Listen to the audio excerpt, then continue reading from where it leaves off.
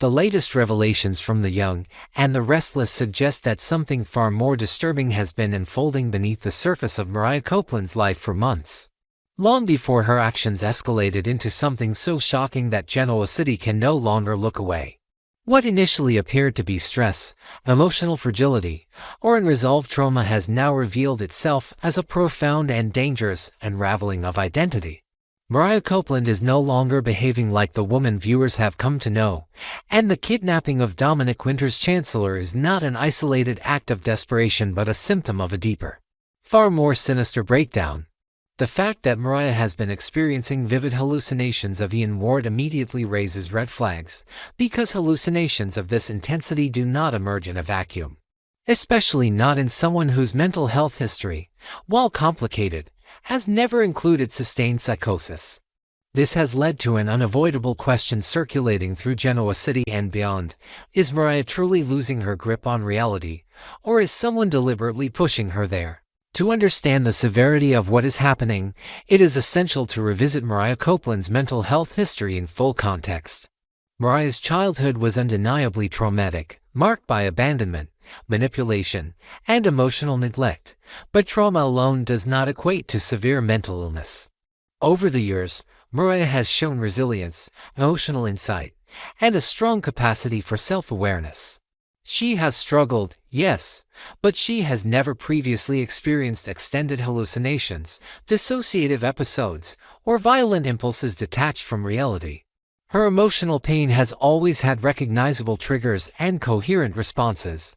That is precisely why her current behavior feels so alarming. The abruptness and intensity of her psychological collapse suggest not a gradual deterioration, but a sudden destabilization, as if a switch has been flipped inside her mind. According to what has been revealed, the last time Ian Ward appeared in Genoa City proved to be a critical turning point. Ian's presence has always functioned like a psychological toxin, particularly for those with unresolved trauma and emotional vulnerability. His extreme actions during that visit did more than frighten Mariah. They reactivated dormant wounds she had spent years trying to manage. In the aftermath, Mariah reportedly came frighteningly close to killing a man while on a business trip, an act so far outside her moral and emotional framework that it terrified her into seeking help. That near tragedy forced her into a mental health facility in Boston, a decision framed as preventative and restorative. Yet instead of stabilizing her, the treatment seems to have done little to address the root cause of her distress. When Mariah returned, she was quieter, more withdrawn, and increasingly disconnected, subtle changes that were easy for loved ones to misinterpret as recovery rather than suppression. What complicates matters further is the haunting parallel to her mother, Sharon Newman, who not long ago experienced her own severe mental health crisis. Sharon, much like Mariah, began hallucinating a figure from her past, Cameron Kirsten, a presence that pushed her into reckless and dangerous behavior. Sharon's breakdown was not simply emotional, it was psychological, blurring the line between memory and reality until she could no longer trust her own perceptions. The similarities between Sharon's crisis and Mariah's current state are impossible to ignore. Both women experienced hallucinations centered around men who represented profound trauma. Both became increasingly isolated and secretive, and both were driven to actions that contradicted their core values. This raises the unsettling possibility that what Mariah is experiencing may not be an isolated mental health episode, but part of a larger pattern tied to unresolved trauma, genetic vulnerability, or even external interference. That last possibility is where the story becomes truly unsettling. The idea that Mariah might be drugged or chemically manipulated cannot be dismissed, especially given Genoa City's long history of medical tampering, coercive control, and psychological experimentation. Hallucinations that are vivid, persistent, and directive, such as those involving Ian Ward urging or influencing behavior, often point to something more than stress-induced psychosis. If Mariah were being dosed with a substance designed to destabilize her perception of reality, it would explain not only the hallucinations but also the escalation of her actions. The kidnapping of Dominic Winter's Chancellor is not something Mariah would rationally choose under normal circumstances. It suggests a distorted belief system, one in which she perceives danger, obligation, or destiny where none objectively exists. The most terrifying question, of course, is whether Ian Ward himself is involved. Ian has always thrived on control, psychological dominance, and the slow dismantling of others' identities. Even if he is not physically present in Genoa City, his influence could linger through manipulation, planted triggers, or intermediaries acting on his behalf. Ian understands how to weaponize faith, fear, and memory, and Mariah, with her history, would be uniquely vulnerable to such tactics. Alternatively, Ian may not be directly involved at all, which opens an even darker door. Someone else could be exploiting Mariah's trauma using Ian as a psychological anchor, knowing that his image would provoke terror, obedience, or confusion. In that scenario, Ian becomes not the mastermind but the mask. What makes this storyline especially tragic is that Mariah's actions, while dangerous, are not born of malice. They are born of fear, confusion, and a fractured sense of reality. The kidnapping of Dominic is not an act of cruelty but a desperate attempt to resolve a perceived threat or fulfill a distorted sense of purpose. That does not excuse the harm caused, but it reframes Mariah not as a villain, but as a victim whose agency may have been compromised long before anyone noticed. Each hallucination, each erratic decision, each step deeper into isolation has been a warning sign, one that those around her either missed or misunderstood. As Genoa City grapples with the fallout, the implications extend far beyond Mariah herself. If she has been drugged or manipulated, then the question becomes who allowed it to happen, and why. If her breakdown is linked to unresolved trauma amplified by inadequate treatment, then the system failed her. And if this crisis mirrors Sharon's past so closely, it forces a reckoning with how generational trauma is handled, dismissed, or exploited.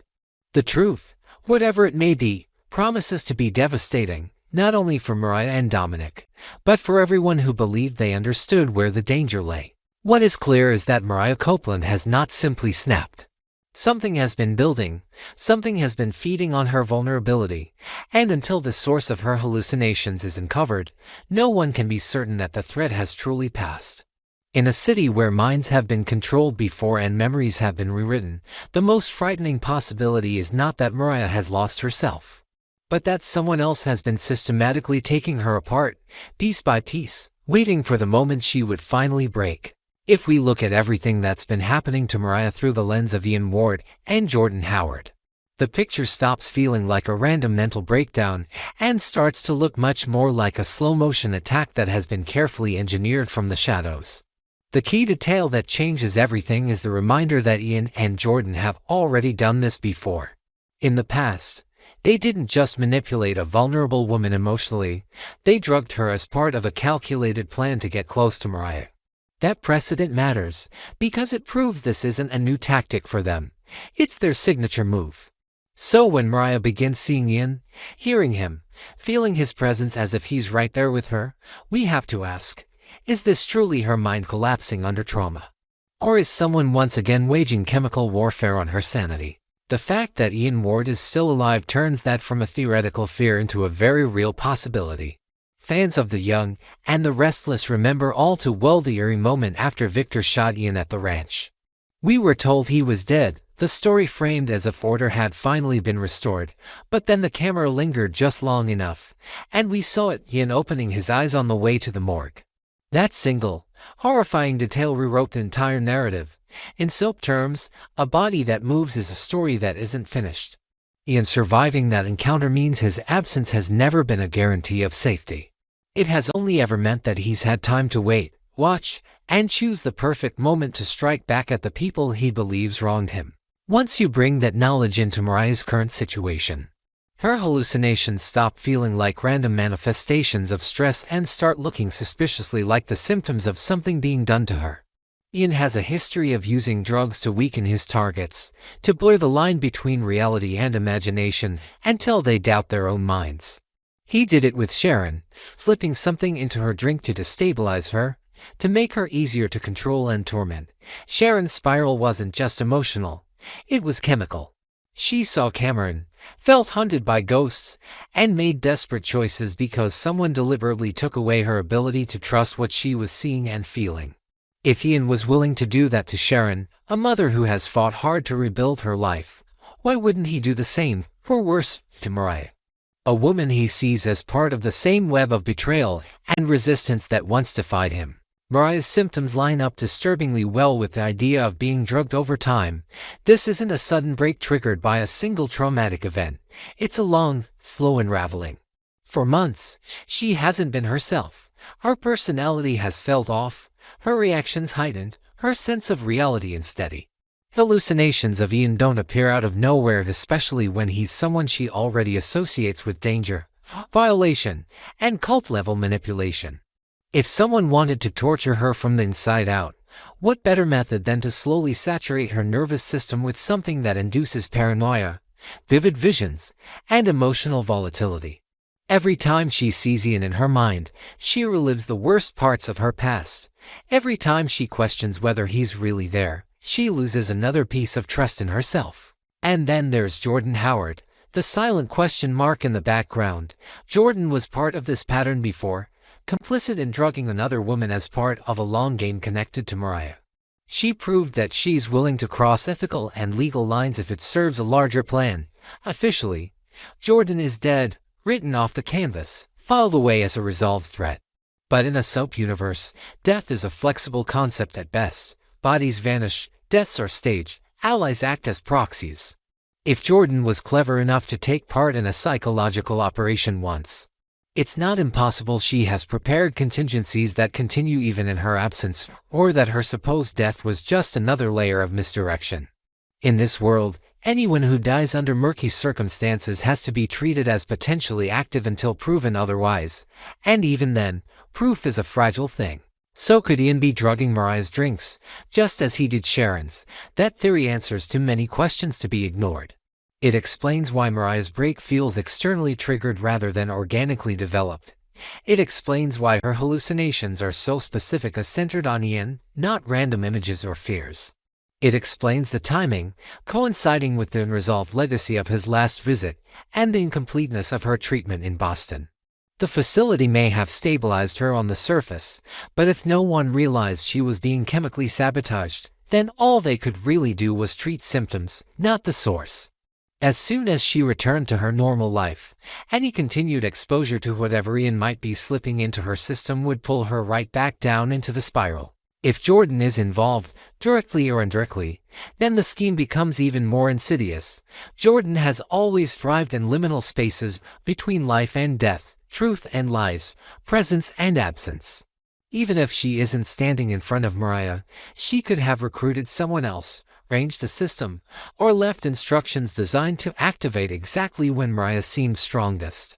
In that context, Mariah's current breakdown becomes not a failure of therapy or resilience, but the success of a long-term revenge plot.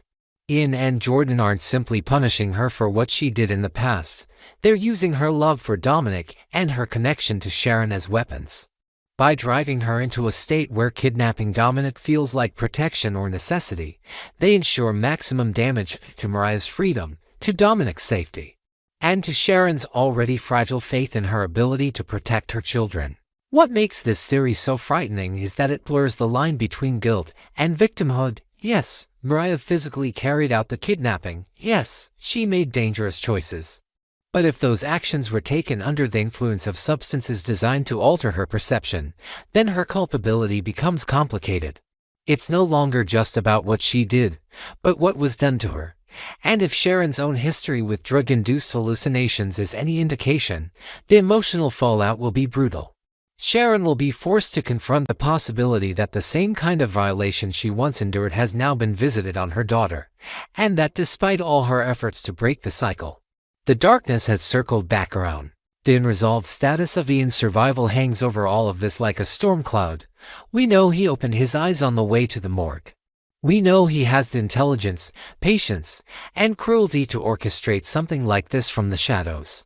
Whether he appears in person or not almost doesn't matter. His presence is already stamped into Mariah's suffering.